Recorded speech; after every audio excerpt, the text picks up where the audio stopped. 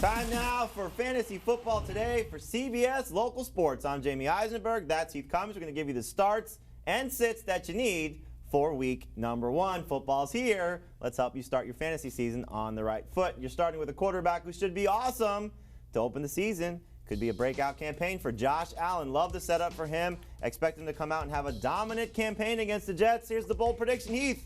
First 300-yard game of Josh Allen's career comes in week 1 with that matchup against that Jets secondary. That's down Jamal Adams. Stephon Diggs making his Buffalo debut. Allen to Diggs will be big. Love Josh Allen in week number 1. I do not love Aaron Rodgers. You said Josh Allen's going to throw for 300 yards. I'm not sure Aaron Rodgers is going to throw for 200 yards. He barely did that in his 2 matchups with the Vikings last year. These are 2 teams that really want to run the football, play slow, play defense. I expect an ugly, low-scoring game. I don't want to start either quarterback in this game, but the surprising one is Aaron Rodgers. I'd rather start Derek Carr than him this week. It was very interesting, the draft process, people still picking Aaron Rodgers as a starter, despite we've been saying all offseason the guy you might want to avoid.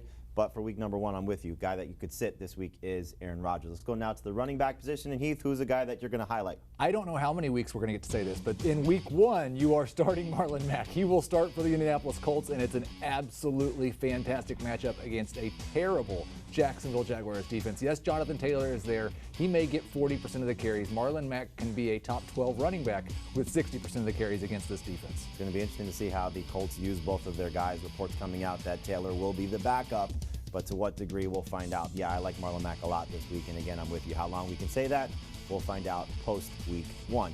The sit running backs this week, I'm going to go with LeVeon Bell as a guy I would like to avoid. Now, it's hard to. You drafted him with a top 4, top 5 round selection, and hopefully this isn't something that gets ruined by Adam Gase. It's really more about the coaching staff as opposed to the player, but I think you're looking at a matchup that's pretty tough for LeVeon Bell to have a huge game against in Buffalo. That Bills defense, Bills Mafia is going to be all over LeVeon Bell, especially with the wide receivers being banged up for the Jets. That could help Bell in the passing game, so better in PPR than non-PPR, but I would prefer to use him as a flex as opposed to a starter. Let's move now to the wide receiver position, Heath, as we look at guys we're going to start and sit, and let's just keep that Colts theme going. Let's just keep the theme going to play guys against the Jaguars, and T.Y. Hilton should have a monster performance this week against Jacksonville's defense. That secondary, the whole defense really, but that secondary is going to be brutal. T.Y. Hilton usually gets off to a fast start. He's healthy. Don't look at his history against Jacksonville. You may recall they had a pretty good cornerback there for years in Jalen Ramsey. He's now gone in Los Angeles. Hilton in Jacksonville. Big game for him. I love him.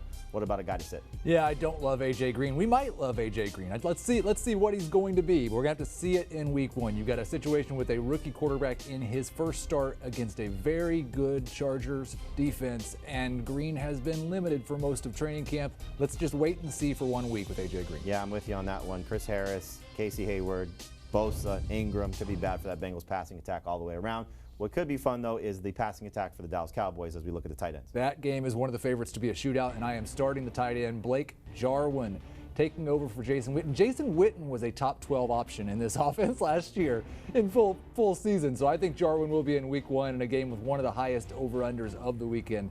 Very good corners on that Rams defense, but they are susceptible to getting beat over the middle. Yeah, Jason Witten scored against them in week 15, and we'll find out how the secondary moves around for the Rams, how that impacts that Cowboys passing attack. So we've talked about some themes here, and one theme that I had this offseason, Heath, was 2 tight ends that I like a lot, was Blake Jarwin and Chris Herndon, but I don't like Herndon in this week 1 game, facing a very difficult matchup against the Buffalo defense.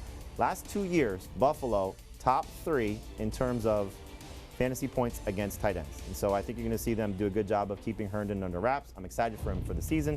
I'm just not excited about him for week number 1. So there's your starts and sits for week number 1 for Fantasy Football Today on CBS Local Sports. We hope you get your fantasy season started right and dominating this coming season.